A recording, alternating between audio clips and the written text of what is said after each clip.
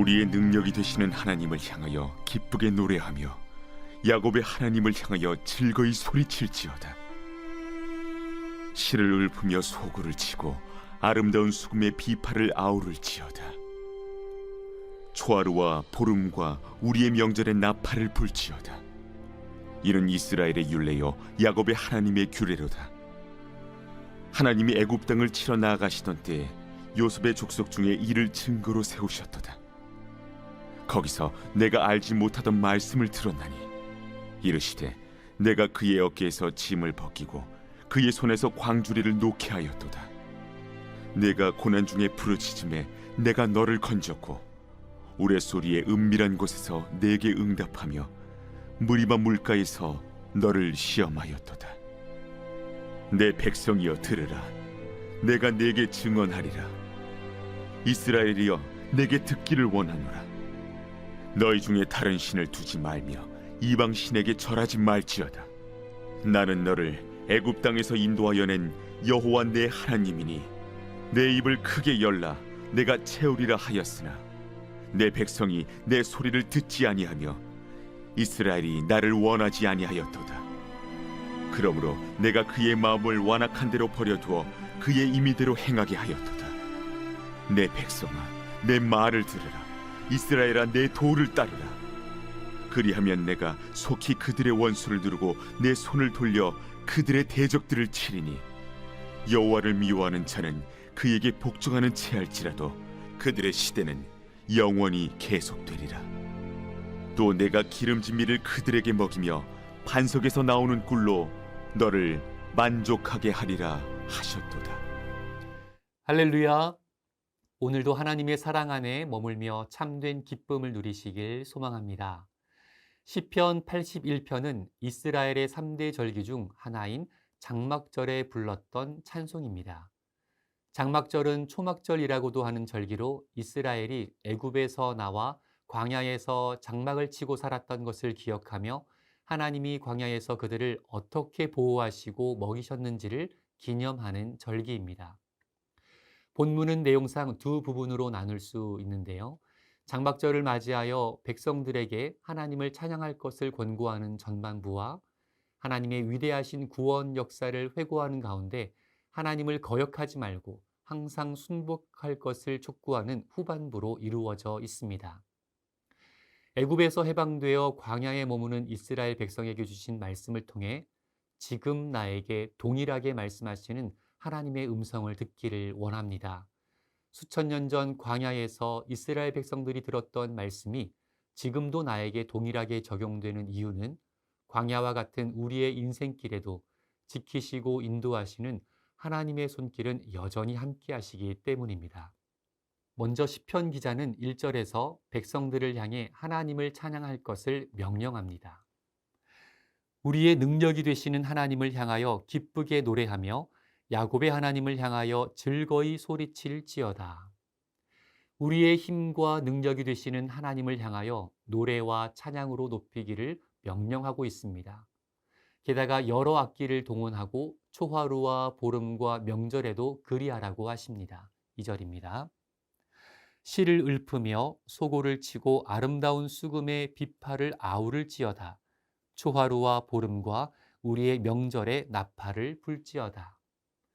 이 말씀은 우리가 드릴 수 있는 최고의 것으로 하나님을 찬양하라는 것이며 초하루와 보름과 명절의 나팔을 불라는 것은 하나님을 찬양함이 중단되지 않도록 하나님을 찬양해야 함이 잊혀지지 않도록 하라는 말씀입니다. 4절에서는 이를 두고 율례이자 규례라고까지 선언합니다. 4절입니다. 이는 이스라엘의 율례요 야곱의 하나님의 규례로다. 이스라엘 백성들에게 하나님을 향하여 온 힘을 다하여 찬양할 것을 율례로 정하고 절대 어겨서는 안 될 법으로 정하여 명령한 것은 출애굽이 하나님의 전적인 은혜와 역사로 이루어진 구원 사건이기 때문입니다. 이스라엘의 노력과 수고는 조금도 없고 오직 하나님의 순전한 은혜로 이루어진 사건이기에 모든 찬양과 영광은 오직 하나님께만 영원토록 올려드려야 하는 것입니다. 그래서 이스라엘은 이것을 기억해야 했습니다. 어디서 구원받았으며 어떻게 구원을 받았는지, 어떤 은혜를 입었는지를 기억해야 했습니다. 그래서 하나님께서는 애굽을 치시고 이스라엘을 구원하기 위해 언약의 증거를 마련하셨습니다. 바로 어린 양의 피로 말미암아 사망이 넘어가고 구원을 얻게 된다는 것입니다. 5절입니다. 하나님이 애굽 땅을 치러 나아가시던 때에 요셉의 족속 중에 이를 증거로 세우셨도다. 거기서 내가 알지 못하던 말씀을 들었나니. 요셉의 족속, 다시 말하면 하나님의 백성들에게 어린 양의 피로 말미암아 구원받은 것을 기억하게 했습니다. 그리고 그 피로 말미암아 그토록 부르짖으며 구했던 자유, 애굽의 종에서 참 자유인이 될 수 있었습니다. 6절입니다. 이르시되 내가 그의 어깨에서 짐을 벗기고 그의 손에서 광주리를 놓게 하였도다. 내가 고난 중에 부르짖음에 내가 너를 건졌고 우레소리의 은밀한 곳에서 내게 응답하며 무리바 물가에서 너를 시험하였도다. 어린 양의 피는 하나님의 아들이신 예수 그리스도의 피이며 어린 양의 죽음은 예수 그리스도의 죽음을 예표합니다. 그러기에 영원토록 내 할 말은 예수의 피밖에 없는 것입니다. 예수님의 피가 아니고서는 우리는 아무것도 아닌 존재들이며 영원한 절망 속에서 죄의 노예가 되어 감당할 수 없는 고난 가운데 머물러야 하기 때문입니다. 하나님은 우리에게 하나님을 찬양하라고 명령하셨습니다. 아들 예수를 십자가에 내어 죽게 하시고 대신하여 우리를 살리신 하나님의 사랑을 찬양하라 하셨습니다. 예수님의 보혈을 찬양하라고 하셨습니다. 찬양을 명령하신 것은 어린 양의 피를 찬양하는 자만이 구원의 은혜를 누릴 수 있기 때문입니다. 하나님의 명령은 우리를 속박하기 위함이 아니라 자유케 하시기 위함입니다.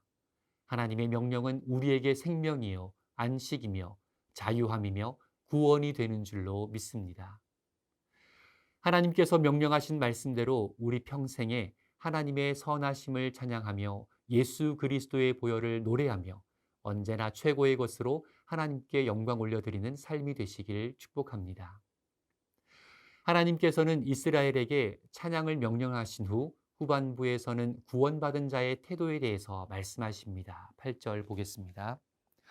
내 백성들아 들으라. 내가 내게 증언하리라. 이스라엘이여 내게 듣기를 원하노라. 내게 증언한다는 말은 경고한다는 의미로서 내 말을 잘 들어야 한다는 말을 강조해서 반복하신 것입니다. 그리고 그것은 바로 십계명의 첫 번째 계명이었습니다. 9절입니다. 너희 중에 다른 신을 두지 말며 이방 신에게 절하지 말지어다. 이것은 구원하실 분, 그래서 찬양받기 합당하신 유일하신 분은 하나님 한 분이시며 복 주실 분도 하나님 한 분이시기에 거짓된 이방신을 섬기다가 멸망하지 말라는 사랑의 명령입니다. 그러나 어리석은 이스라엘은 하나님의 이 복된 명령을 듣기 싫어하였습니다.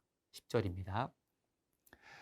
나는 너를 애굽에서 인도하여 낸 여호와 내 하나님이니 내 입을 크게 열라. 내가 채우리라 하였으나 내 백성이 내 소리를 듣지 아니하며 이스라엘이 나를 원하지 아니하였도다.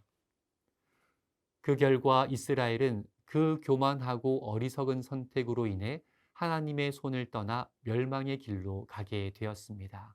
12절입니다. 그러므로 내가 그의 마음을 완악한 대로 버려두어 그의 임의대로 행하게 하였도다.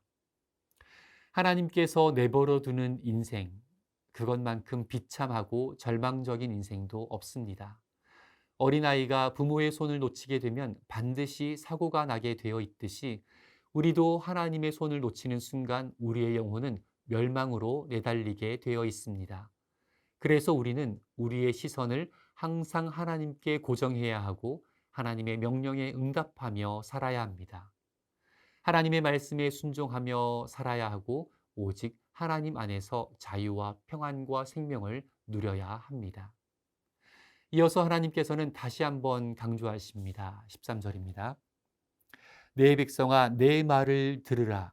이스라엘아 내 도를 따르라.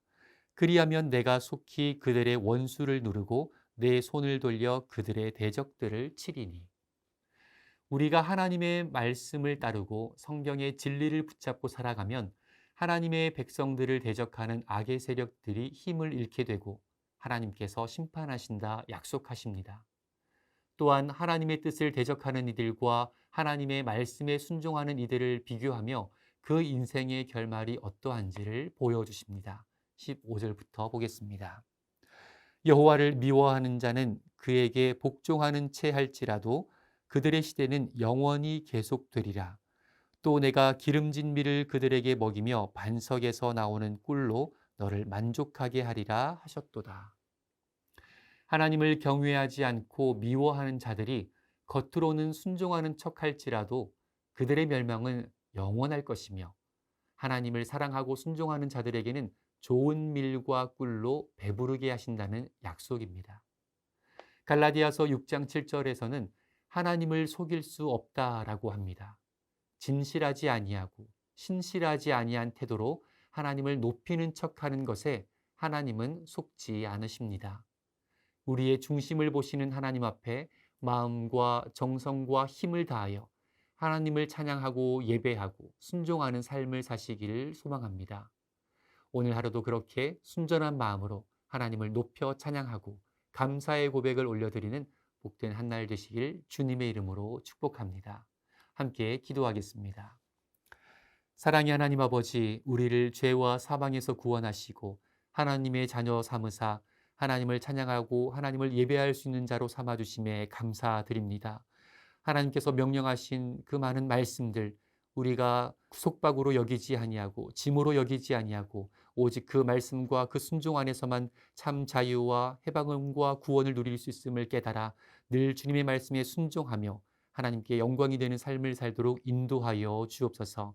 세상으로 우리의 시선을 돌리지 않게 하시고 끝까지 우리의 믿음 붙잡고 오직 주님 손에 붙들린 채로 살아가도록 인도하여 주옵소서.